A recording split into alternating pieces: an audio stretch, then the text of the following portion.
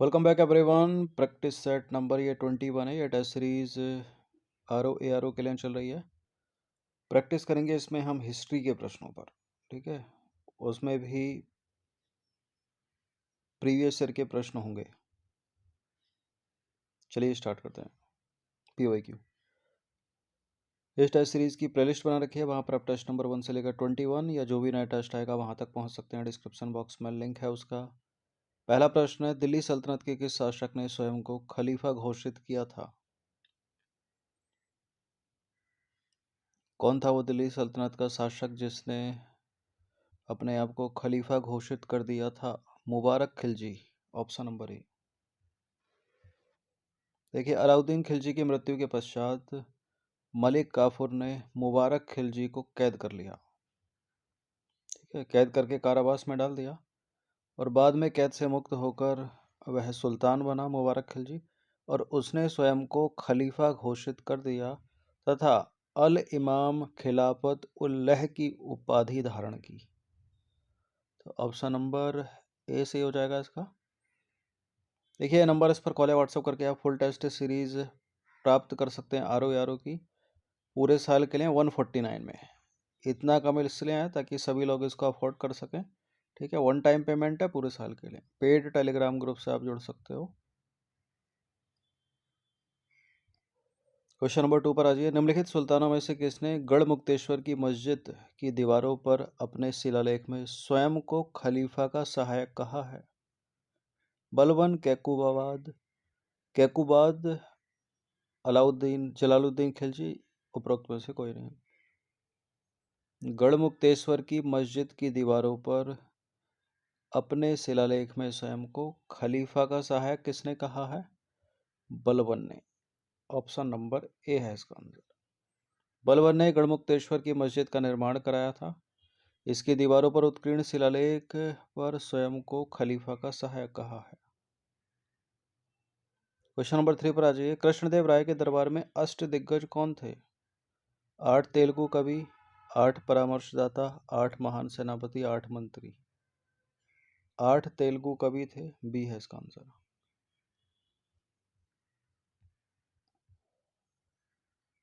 कृष्णदेव राय का जो शासनकाल है वो विजयनगर में साहित्य का क्लासिकल युग माना जाता है। उसके दरबार को तेलुगु के 8 महान विद्वान एवं कवि सुशोभित करते थे, इसलिए इनके शासनकाल को तेलुगु साहित्य का स्वर्ण युग कहा जाता है। इंपॉर्टेंट प्रश्न कई बार एग्जाम में पूछा गया। क्वेश्चन नंबर 4 पर आ जाइए। निम्नलिखित में से किस देश में इस्पात बनाने की कला का विकास हुआ? चीन में, भारत में, यूनान में, ईरान में। किस देश में हुआ इस्पात बनाने की कला का विकास? भारत में हुआ। इस्पात बनाने की कला पहले भारत में विकसित हुई। प्राचीन काल में भारत से इस्पात अन्य देशों को भी निर्यात किया जाता था और बाद में यह उत्स कहलाने लगा। भारतीय शिल्पियों द्वारा निर्मित इस्पात की तलवार विश्व प्रसिद्ध थी। इसकी एशिया से लेकर पूर्वी यूरोप तक भारी मांग थी।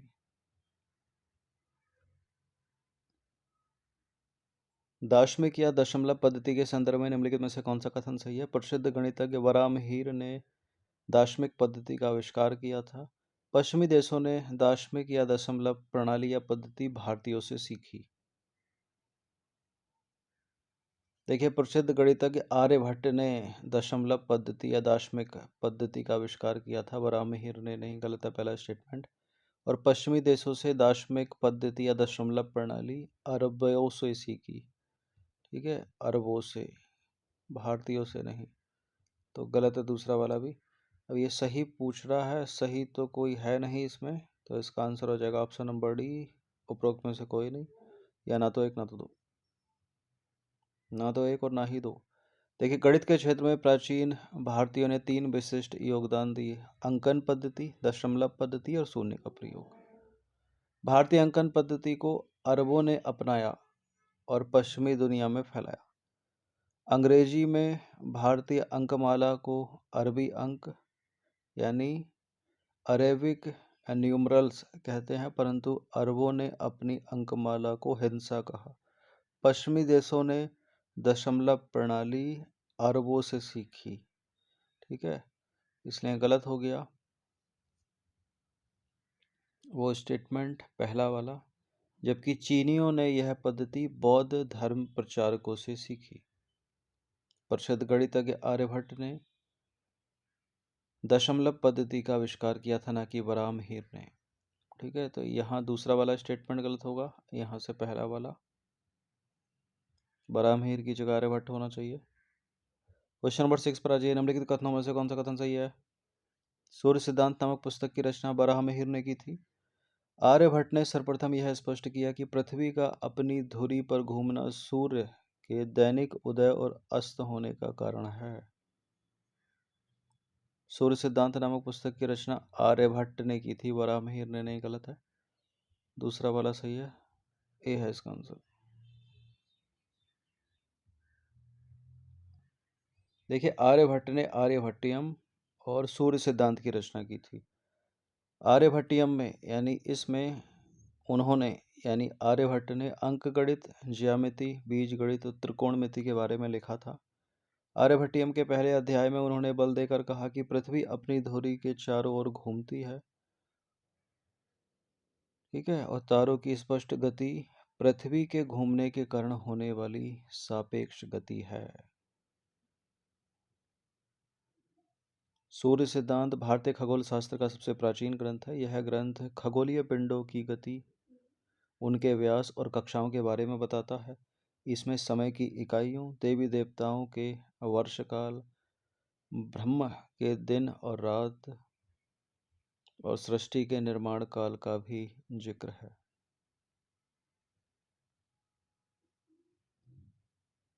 क्वेश्चन नंबर 7, निम्नलिखित में से किसने त्रिभुज का क्षेत्रफल जानने का नियम निकाला जिसके फलस्वरूप त्रिकोणमिति का जन्म हुआ?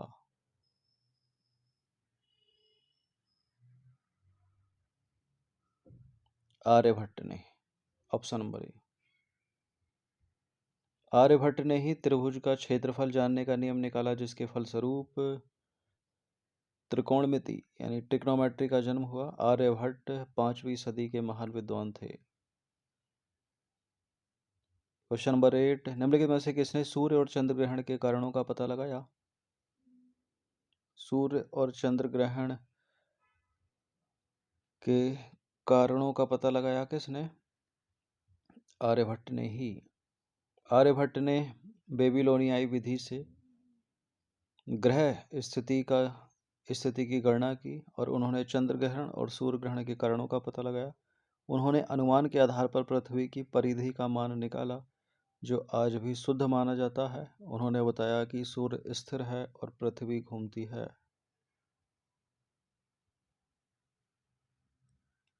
क्वेश्चन नंबर 9, निम्नलिखित अधिनियमों में से किसके द्वारा भारत परिषद यानी इंडिया काउंसिल को समाप्त किया गया? इंडिया काउंसिल को समाप्त कर दिया गया भारत सरकार अधिनियम 1935 के द्वारा। ऑप्शन नंबर सी है इसका आंसर।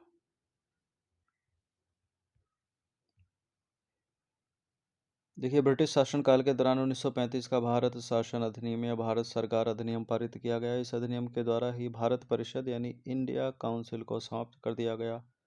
बहुत सारी चीज़ें इस अधिनियम में शामिल की गई। भारतीयों ने इस अधिनियम का विरोध भी किया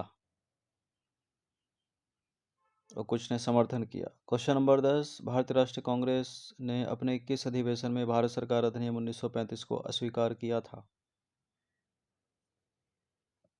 देखिए, कानपुर अधिवेशन 1925 ये तो पहले ही हो गया, तो ये फ्यूचर तो देख नहीं सकता कि 10 साल बाद क्या होगा। ठीक है, तो जो इसके बाद अधिनियम आए होंगे यानी ए और बी में से आंसर होगा या डी होगा आंसर। लखनऊ अधिवेशन 1936। ठीक है, बी है इसका आंसर।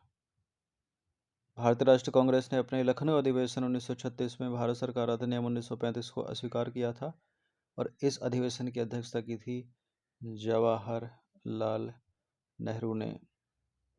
ठीक है, गुलामी का घोषणा पत्र नेहरू ने इसको कह दिया था 1935 के अधिनियम को।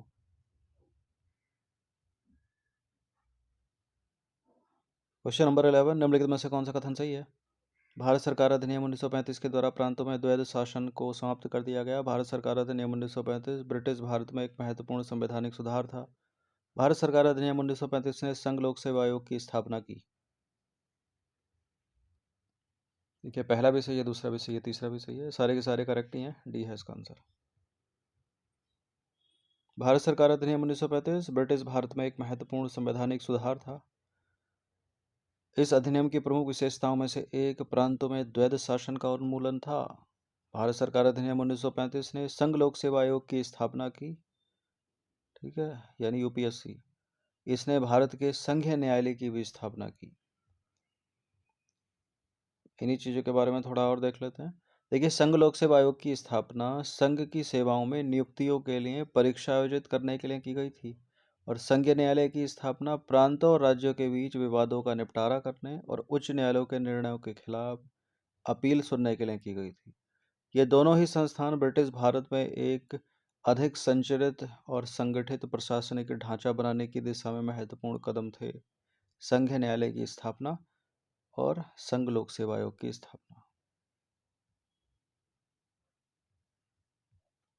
12वां प्रश्न है, निम्नलिखित में से किस अधिनियम के द्वारा ब्रिटिश संसद ने चाय और चीन के साथ व्यापार को छोड़कर ईस्ट इंडिया कंपनी के भारत के साथ व्यापारिक एकाधिकार को समाप्त कर दिया था? यह है 1813 का चार्टर अधिनियम। और ये दूसरे वाली जो लाइन है ये भी समाप्त हो गई थी, वो 1833 में सब समाप्त हो गया था। देखिए 4 चार्टर हुए। पहला 1793 का चार्टर, दूसरा 1813 का चार्टर, तीसरा 1833 का चार्टर और चौथा 1853 का चार्टर। एक एक चार्टर के बीच में 20-20 वर्ष का गैप है। और सबसे ज़्यादा जो प्रश्न बनते हैं 1813 से, 1833 से, 1853 से ही बनते हैं। मतलब इन तीनों चार्टर से बनते हैं, उसमें भी 33 और 13 से ज़्यादा। 1813 के चार्टर अधिनियम के माध्यम से ब्रिटिश संसद ने चाय और चीन के साथ व्यापार को छोड़कर ईस्ट इंडिया कंपनी के भारत के साथ समस्त व्यापारिक एकाधिकार को समाप्त कर दिया। 1833 के चार्टर अधिनियम द्वारा कंपनी के समस्त व्यापारिक कार्य समाप्त कर दिए गए और भविष्य में कंपनी को केवल राजनीतिक कार्य संपन्न करने थे। ठीक है, तो 33 में वो भी समाप्त हो गए। क्वेश्चन नंबर 13, निम्नलिखित में से किस स्थान पर मुड़िया मेला का आयोजन किया जाता है यूपी में? मुड़िया मेला का आयोजन किया जाता है मथुरा में। ठीक है, तो गोवर्धन सी है इसका आंसर। मुड़िया पूर्णिमा मेला, जिसको मुरिया पूनो मेला भी कहा जाता है, का आयोजन प्रतिवर्ष गोवर्धन मथुरा वृंदावन में गुरु पूर्णिमा यानी आषाढ़ मास की पूर्णिमा के दिन होता है। निम्नलिखित में से कौन भारत का मार्टिन लूथर कहलाता है? देखिए राजा राम मोहन राय को भी बहुत सारी चीज़ें कहा जाता है, लेकिन भारत का मार्टिन लूथर स्वामी दयानंद सरस्वती हैं। ऑप्शन नंबर ए है इसका आंसर। आर्य समाज के संस्थापक स्वामी दयानंद सरस्वती शुद्ध बौद्धिक परंपरा में विश्वास करते थे। उन्होंने वेदों की ओर लौटो का नारा लगाया। उन्हें भारत का मार्टिन लूथर कहा जाता है। क्वेश्चन नंबर 15, भारत में थियोसॉफिकल सोसाइटी की सफलता मुख्यतः थी एनी बेसेंट के कारण। ऑप्शन नंबर ए है इसका आंसर। 1879 में कर्नल अलकॉट और मैडम ब्लावत्स्की भारत आए और मद्रास में अडयार के पास थियोसॉफिकल सोसाइटी के मुख्यालय की स्थापना की। 1889 में एनी बेसेंट सोसाइटी की सदस्य बनी और 1893 में भारत आकर उन्होंने सोसाइटी के लिए सर्वाधिक सक्रिय भूमिका निभाई। तो ऑप्शन नंबर ए है इसका आंसर। क्वेश्चन नंबर 16 पर आ जाइए, निम्नलिखित को कालानुक्रम रखना है। तुलसीदास, राजा राम मोहन राय, स्वामी विवेकानंद, दयानंद सरस्वती। 16 के हो गए तुलसीदास, तो सबसे पहले तो एक ही होगा। तुलसीदास के बाद राजा राम मोहन राय, ठीक है, और राजा राम मोहन राय के बाद दयानंद सरस्वती, और सबसे नए होंगे स्वामी विवेकानंद। तो 1 2 यानी ऑप्शन नंबर बी हो जाएगा इसका आंसर। तुलसीदास का काल 16वीं शताब्दी ईस्वी, और फिर राजा राम मोहन राय 1772 से 1833, उसके बाद दयानंद सरस्वती 1824 से 1883, ठीक है, और उसके बाद स्वामी विवेकानंद 1863 से 1902। क्वेश्चन नंबर 17, भारतीय राष्ट्रीय कांग्रेस का 1885 में महासचिव निम्नलिखित में से कौन था? महासचिव पूछ रहा है, A.O. हयूम, ठीक है। और अध्यक्षता किसने की थी? W.C. बनर्जी ने। शुरू के तो 4 याद होने चाहिए, 85, 86, 87 और 88 तक अध्यक्षता वाले। और कहाँ हुई वो भी। भारतीय राष्ट्रीय कांग्रेस के 1885 के महासचिव A.O. हयूम थे। इन्होंने ही कांग्रेस का गठन किया। W.C. बनर्जी 1885 ईस्वी में कांग्रेस के प्रथम अधिवेशन के अध्यक्ष थे, ठीक है। बंटी, BNTY, 1885, 1886, 1887 और 1888 के अध्यक्ष। बंटी यानी बनर्जी, W.C. बनर्जी, ठीक है।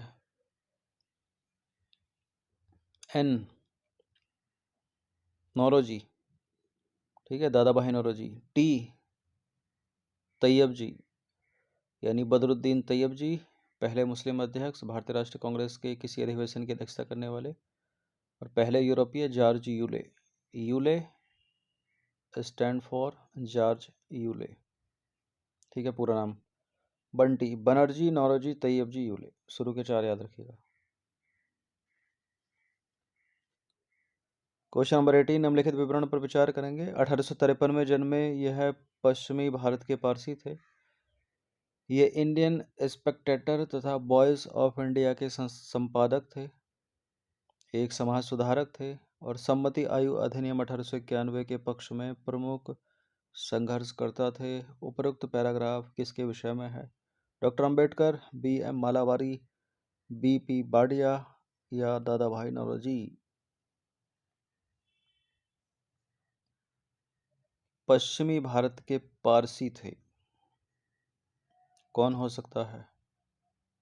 या तो C है या B है। BM Malabari, option number B। पूरा नाम बहराम जी मालावारी एक पारसी थे। उन्होंने Indian Spectator, voice of India का संपादन किया। यह सम्मति आयु अधिनियम 1891 के प्रबल पक्षधर थे। इस अधिनियम के द्वारा लड़कियों के विवाह की न्यूनतम आयु 12 वर्ष कर दी गई। बाल गंगाधर तिलक ने इस अधिनियम का विरोध किया था।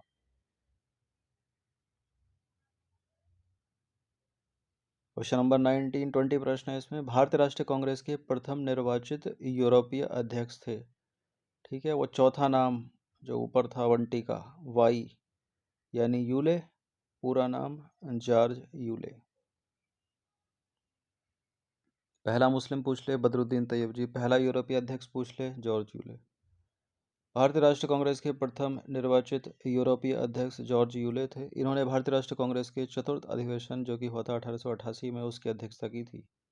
तीसरा 1887 में बदरुद्दीन तैयब जी, दूसरा दादा भाई नौरोजी और पहला 1885 W.C. बनर्जी।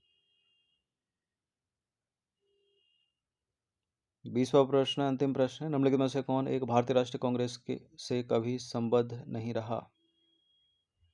फिरोज शाह मेहता तो रहे, अधिवेशन की अध्यक्षता भी की। हकीम अजमल खान भी रहे, खान अब्दुल गफ्फार खान भी रहे, सैयद अहमद खान नहीं रहे। डी है इसका आंसर। सर सैयद अहमद भारतीय राष्ट्रीय कांग्रेस से कभी संबद्ध नहीं रहे। 1857 के विद्रोह के समय वह कंपनी की न्यायिक सेवा में थे। वह कंपनी के प्रति पूर्णतः राजभक्त रहे। तो 20 प्रश्न थे, इनकी प्रैक्टिस कर लीजिएगा। ये नंबर इस पर व्हाट्सअप करके आप 149 में RO की फुल टेस्ट सीरीज से जुड़ सकते हैं, ठीक है। RO की फुल टेस्ट सीरीज में 140 प्रश्न होते हैं GS में एक पेपर में, और हिंदी में होते हैं 60 प्रश्न।